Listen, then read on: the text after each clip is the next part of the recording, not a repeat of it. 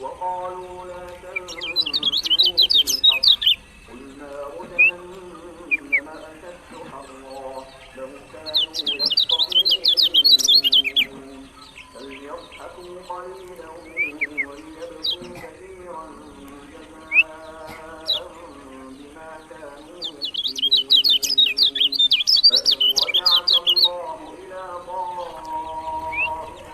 منهم فاستأذنوك للخروج